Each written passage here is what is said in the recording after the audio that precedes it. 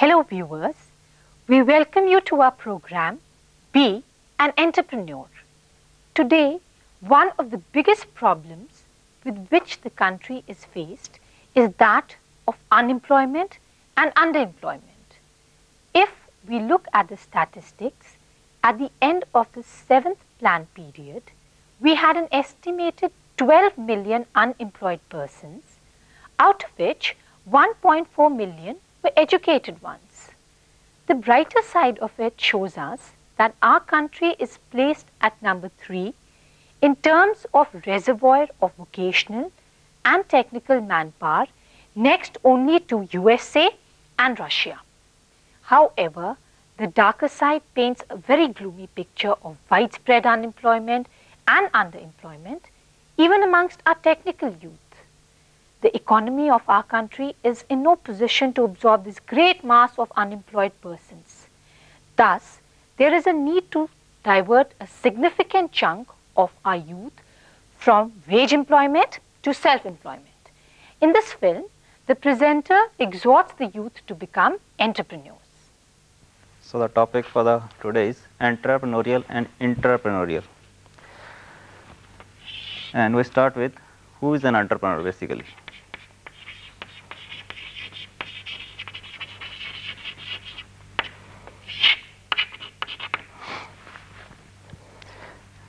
This entrepreneur word is basically a French word, and it means he is the person who broadens the frontiers of economic activity. Broadens the frontiers of economic activity. That means he is the person who is concerned with the economics basically. In fact, this entrepreneurship, it came into existence after the Second World War. After Second World War, that is after 1950. And the UN document of 1954, it recognizes that entrepreneur is a very important personality. So an entrepreneur got a due recognition in 1954 in the UN document. But later on, this concept was taken over by the sociologist and the psychologist. So although it started with the economics, it was taken over by the psychologist and the sociologist.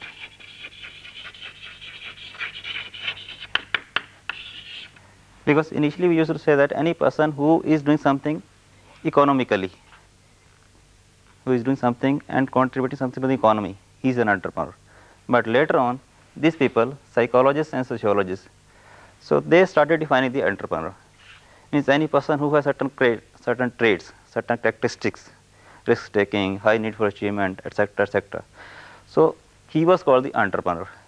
So from the process, it shifted to the person. There are a number of definitions of the entrepreneur.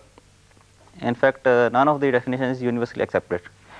But I will just quote some of the important ones. The first is by the Mark Casson. He says that an entrepreneur is someone who specializes in taking judgmental decisions about the coordination of scarce resources. J.B. Say was he was a French economist. He says that an entrepreneur shifts economic resources out of an area of lower into an area of higher productivity and greater yield. So that means from the lower productivity, he is taking it to the higher productivity. Then another definition is by Joseph Schumpeter. In fact, Schumpeter is considered to be the pioneer of entrepreneurship development. So he said that an entrepreneur is a dynamic agent of change or the catalyst who transforms increasingly natural and human resources into corresponding production possibilities. So he is a basically catalyst.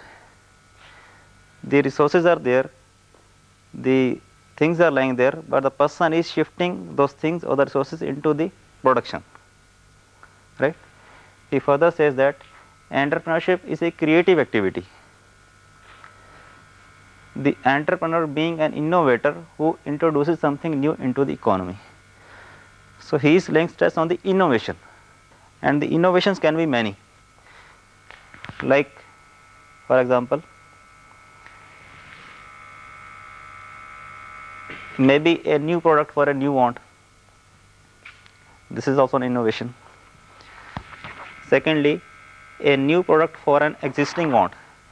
The want is already there, but you are making a new product. Then new method of production, not yet tested. Production is already going on, but he makes a new method. He finds out a new method of making that.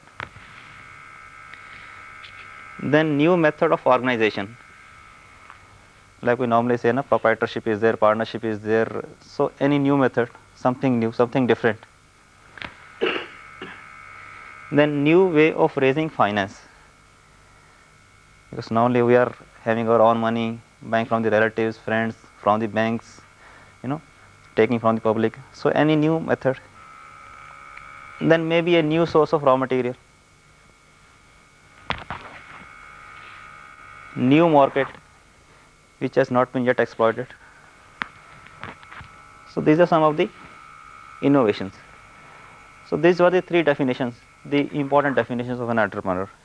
And the basic underlying concept is the person who is doing some creative activity, who is doing something innovative, he is called an entrepreneur. Right? In fact, these definitions can be, categorized into two categories.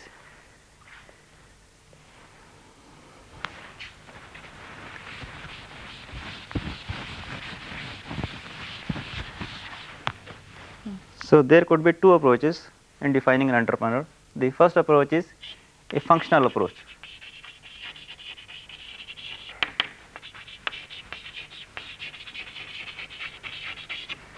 And the second is a descriptive approach.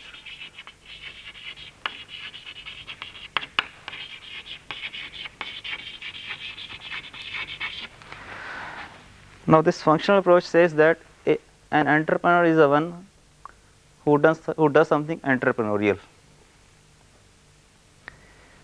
right?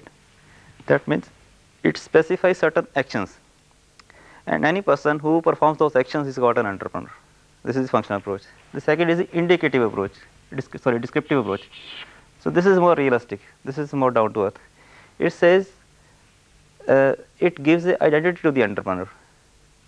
Means the way you can recognize an entrepreneur. So this is the second approach, like recognizing by way of his legal status, by way of his contractual obligations, by way of his position in the society. So these are basically two approaches. So we can have a sort of a definition which says all these things, and that definition is: entrepreneur are people who have the ability to see and evaluate business opportunities. Means any person who sees an opportunity. The opportunities are there in the environment, but nobody else is seeing those opportunities. Only the entrepreneur is able to see those opportunities. Then gather the necessary resources to establish the venture and to initiate appropriate action to ensure success, and ultimately he takes the action. So entrepreneurs are action oriented, achievement motivated people who take risks to achieve these goals. Now let me illustrate this definition with the help of a example. Karsanbhai Patel, he knew that detergent powders are there in the market. So he saw an opportunity that there is a requirement of detergent powders for the lower middle class or for the lower class. And then he gathered the resources. He took the money from the friends, from the relatives, borrowed some money, started his enterprise initially at a very small scale and then graduated to a very high scale. So he is a real entrepreneur. In fact, the economy of the country is very much related to the entrepreneurs. The research studies have revealed that those countries which were having more enterprising people, they have developed much faster. So there is a direct link between the entrepreneurship and the economic development. So in those countries in which there are more than more entrepreneurs. So they go ahead at a very brisk pace. Even if you take the case of India, in Gujarat, people are more enterprising. So Gujarat state is far ahead of many other states. That is basically because of their enterprising people. Then comes the entrepreneur versus the self-employed person.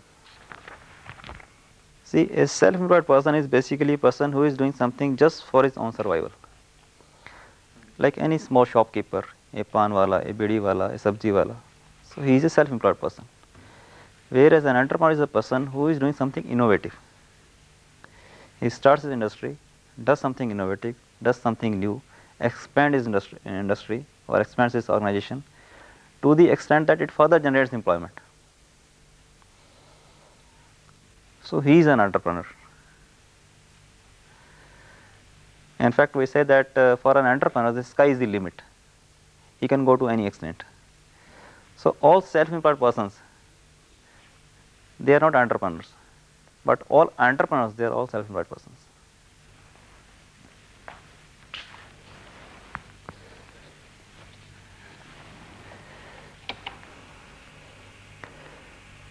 Then comes the question of what are the various factors which influence entrepreneurship. Now there are a number of factors which influence entrepreneurship. In fact, the emergence of entrepreneurship in a society is closely interlinked with these factors. These factors are social, religious, cultural, psychological, political, and economic factors. Now coming on to the social factors, see, there are certain persons who belong to business families and their chances of becoming entrepreneurs are more because they inherit those things from their families. The social background, right, their families or maybe the society itself. So the social things, the social environment, it affects a entrepreneur. Like you have normally seen that in Gujarat, people are more enterprising, as I earlier told you also. The Baniyas, they are also very enterprising people. In fact, there are certain communities in our country which are traditionally enterprising. These communities are like in the north, these Sikhs and the caste, Baniyas and the Sikhs. They are very enterprising persons basically, right? In the western part of it, if you see, then the Gujaratis, Sindhis, Parsis. So traditionally, they are very enterprising. Means exceptions can be there. If you go to south, then the Naidus and the Chetiyas, they are also very enterprising people. And if you go to the eastern side, then the migrant Marwadis, this Marwadis from the Rajasthan who have migrated to Calcutta and all those places. So they are very enterprising. So this social environment, the society or the family environment, it affects. The second is the religious and the cultural background. Now in certain communities or in certain religions, there is a historical belief that high profit is unethical. Like in our Hindu mythology, they treat high profit as a very unethical thing. They basically stress upon contentment. We should be contented with whatever we are having. So that is all anti-entrepreneurial. An entrepreneur should never be contented, because once you become contented, that's the end of it. Then certain psychological factors. Psychological factors like high need for achievement. The person who is having a high need for achievement, his chances of becoming an entrepreneur are very high. The person who is having a risk-taking ability, a determination to do something, a good leader, so he can become a good entrepreneur. While on the other hand, a person who basically takes very low risk,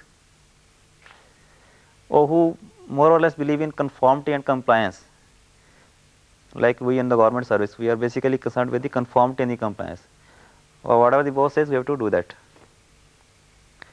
So those attitudes, conformity and compliance, depending on others, low risk taking, so they are all anti-entrepreneurial.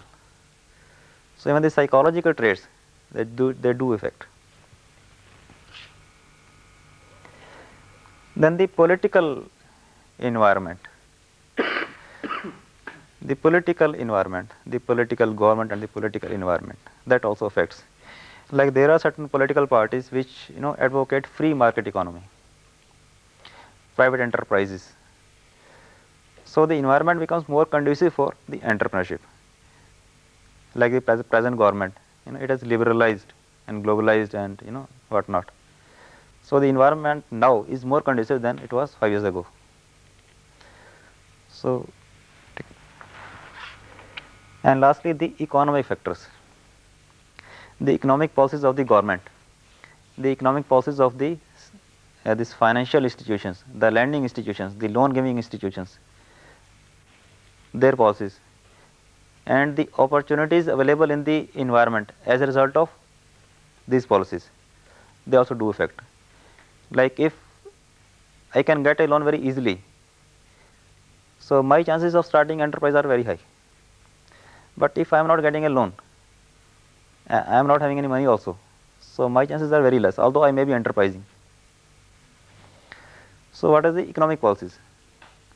So they also do affect. So these are some of the factors which influence entrepreneurship.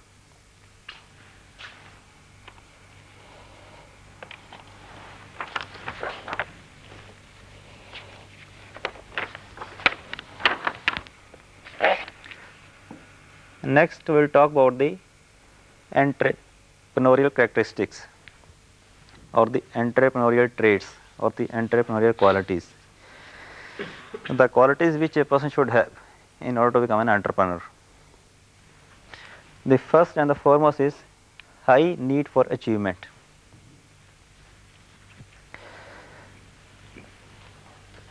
That means the person who is having high need for achievement, who wants to achieve something, he can become a good entrepreneur. In fact, there are three types of needs. One is the need for achievement, the second is need for power, and third is the need for affiliation.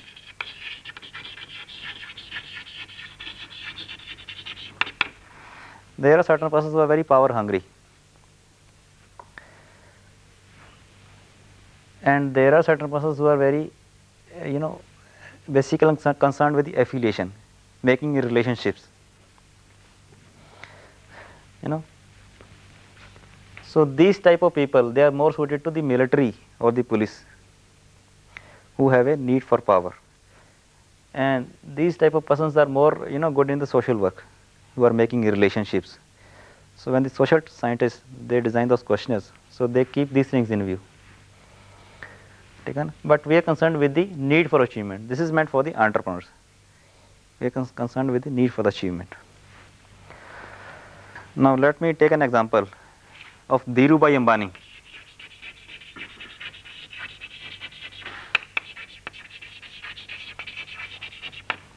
Dhirubhai Ambani of Reliance. You must have heard of his name. See, Dhirubhai Ambani was he was a petrol filler. He gave this interview in the last date. Recently he gave this interview. So he said that when I used to fill the petrol, and after filling the petrol, I used to go home in the evenings, I used to lie down on my cot, and I used to think of, can I have a petroleum refinery of my own? He is filling a petrol only. He is simply a boy, and he is thinking that, can I have a petroleum refinery of my own? See, this is a very high need for achievement. So he started making a cloth. He took some looms and started making a cloth, and that cloth he named after his nephew, Vimal. So Vimal's quality was very good. It started selling, and he started earning profit. Now he thought of backward integration. He thought that I am making a cloth, and this cloth is made of synthetic yarn. If I start making synthetic yarn myself, I can increase my profits. He started coming back. Cloth is the final product. Synthetic yarn goes into becoming a cloth. So he started making synthetic yarn. So when he started making synthetic yarn, then he further thought of backward integration. That the synthetic yarn is made of certain thing, and that was the petrogranules. So he started a petrochemical complex, so that he has more profit, plus he is not dependent on anybody. He started making polypropylene and polyethylene liquids, which are required for making these petrogranules. Further, he went back, and from polypropylene to polyethylene, then I think he started a petroleum refinery. It is coming up in Jamnagar, Gujarat district. It's a very around 800 crore project. So my idea of saying that a person who thought of this thing around when he was 19 years old, now that project is coming up. So his need for achievement was so much that he wanted to achieve so many things, and now he says that I am not satisfied. I want to go for oil exploration. So he is further expanding his ambitions. So he is a person who is having a very high need for achievement. So entrepreneurs are people who are having a very high need for achievement.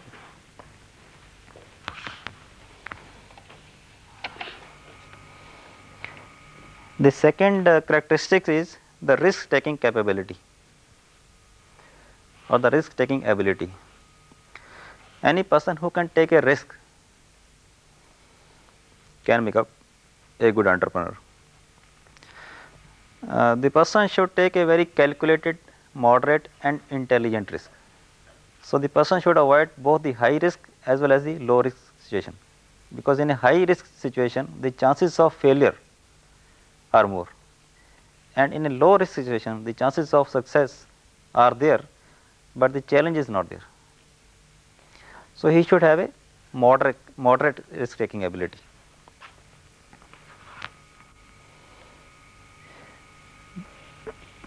The need for independence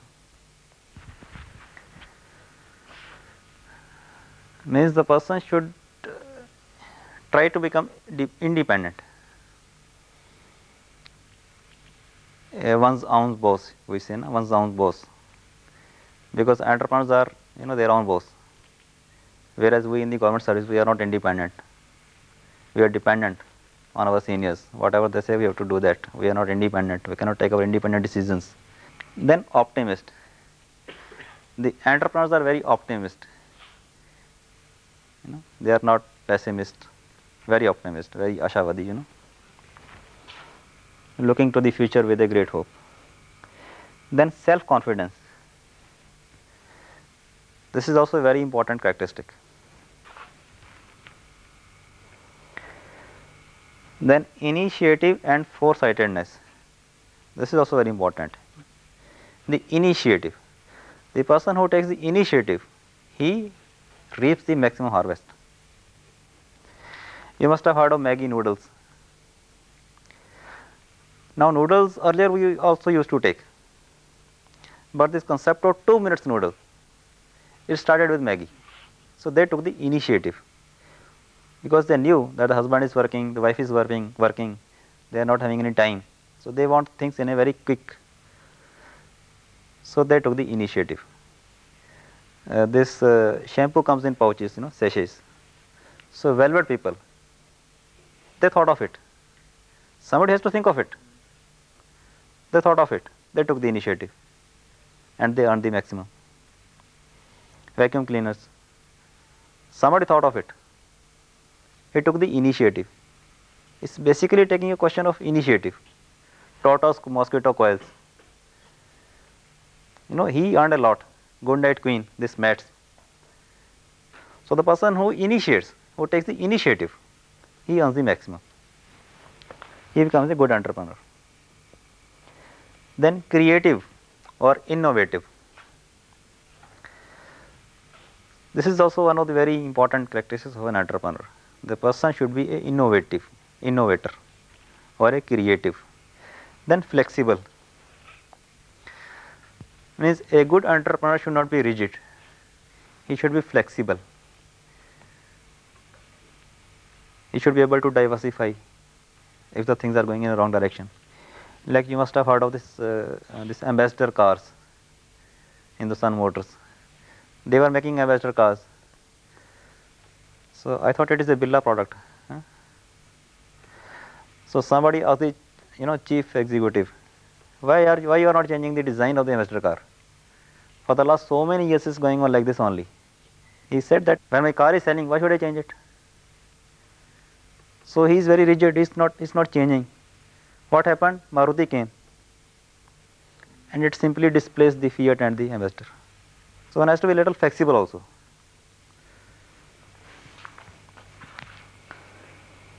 Then respect for the feedback and learning. So a good entrepreneur takes a feedback also. The feedback is from the customers as well as your own feedback, because you can learn from your own experiences also. You can learn from others' experiences also. So taking a feedback and taking corrective measures.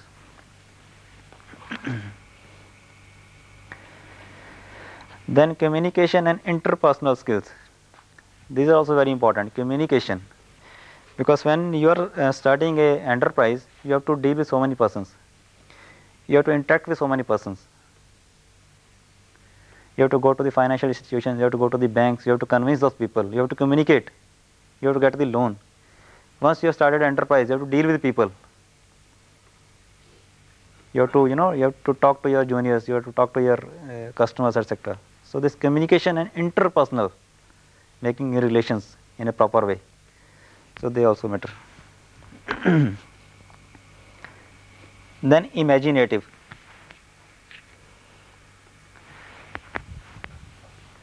The person should be imaginative, a visionary,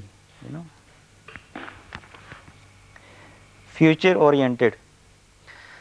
The person should be able to look into the future. He should be future oriented. Then problem solving attitude. There are three types of attitudes: problem solving, problem avoiding, and problem creating attitude. We want persons who are problem solvers, who have a problem solving attitude. So they become good entrepreneurs, right? And it is the attitude which is more important, not the skill. There is a problem solving skill also, but we are talking about the problem solving attitude, because attitude is a little above the skill. Suppose I am driving in my car suddenly stops, suddenly breaks down. I may not be having the problem solving skill, how to set it right, but if I am having problem solving attitude, I can go to the market, fetch a mechanic and get my car repaired. So attitude is more important than the skill. Then of course he should be a very hard worker, because initially when you start an enterprise you have to work for 16 to 80 hours a day. A small scale entrepreneur is doing everything. So he has to put in 18 to 20 hours initially for the 3 years, 4 years, for the 5 years. So he has to be very hard worker. Then perseverance means once you are committed to a thing, you do not leave that thing unless that thing is completed. So that quality, perseverance, should also be there in a good entrepreneur. Then exploring opportunities, looking for new opportunities. You shouldn't be contented with whatever you are having. Look for the new opportunities, because opportunities are there in the environment. The thing is that we should be able to see those opportunities. So looking for those opportunities. Then of course he should be a good motivator also, because he has to motivate his his people, the persons who are working under him. He should be a good motivator also. So these are some of the characteristics or the qualities which an entrepreneur should have. Now you must be thinking that these are a number of some 15, 16 characteristics. Now if a person is not having these 15, 16 characteristics, can he become an entrepreneur? You tell me one thing, this table is there. How many legs does it require for standing? 4. Or minimum 3. 3. Minimum 3. 2 also, yeah. 1 also, yeah. Huh? So this table can stand on one leg alone, provided that leg is centrally located, okay, and is strong enough. So, same way any person can become an entrepreneur if even any one of these qualities he is having, but that quality should be strong enough, it should be centrally located. Like we heard of great leaders, Mahatma Gandhi, Jawaharlal Nehru, Churchill, and we read the books, what are the best qualities of a good leader? We read so many characteristics, but all these people, they were not having all those characteristics which we read in the books, but some of those characteristics which they were having in ample measure. Then comes the role of luck. We say the luck is very important. Now next is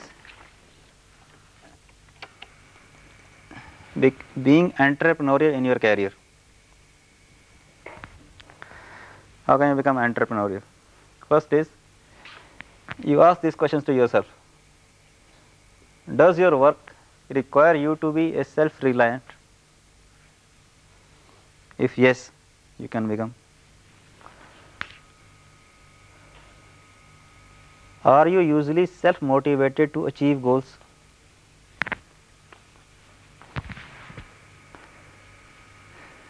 Do you work well with other people? Because normally we people are very good individually, but in teamwork we fail. And that is where the Japanese have overtaken all the countries.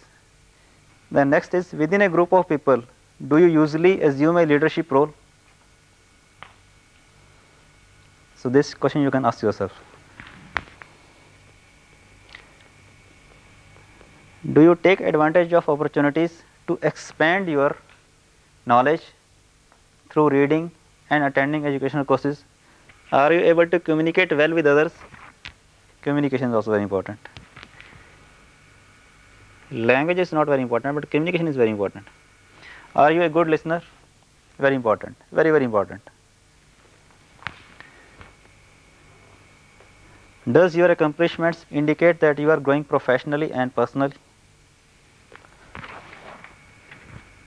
Then what goals do you want to achieve?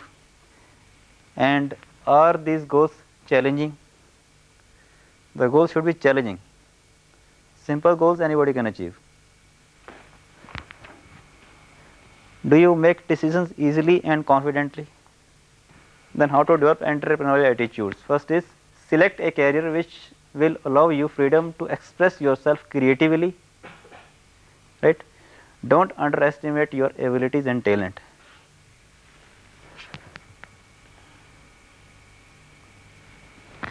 Second is, pattern out your activities after successful entrepreneurs who are in the same kind of occupation. Occupation, techniques for achieving success.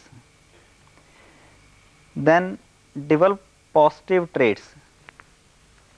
Instead of having negative traits, develop positive traits. Instead of criticizing people, like we say, that person is bad, I am good.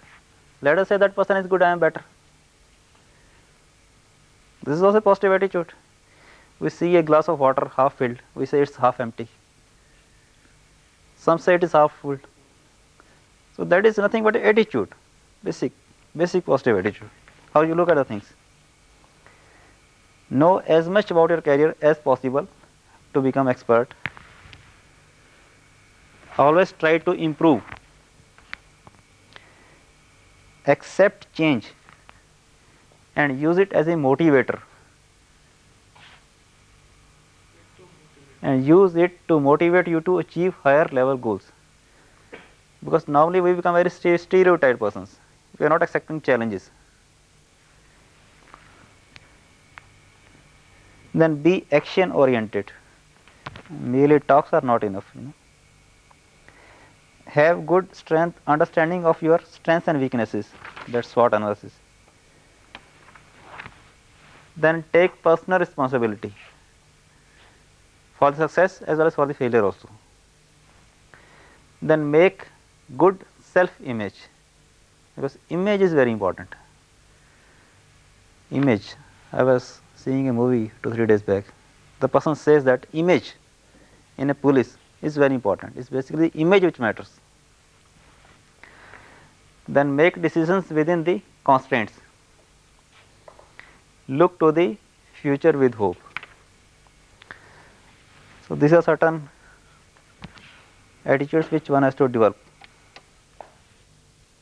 So, in this part of the film, you have seen the presenter explaining that to become an entrepreneur, one needs to be innovative, a moderate risk taker, and having a high need of achievement, besides having a few more qualities. Some of these qualities may already be present in the individual. If not, one should try to inculcate these traits so that one can become an effective entrepreneur. The myth that entrepreneurs are born only has been exploded by the behavioral scientists who have now proved that entrepreneurs, provided they are given proper training, can be made also. The presenter has suggested ways for the development of entrepreneurial attitudes. Now, in the next part of the film, we shall deal with the need for promotion of entrepreneurship.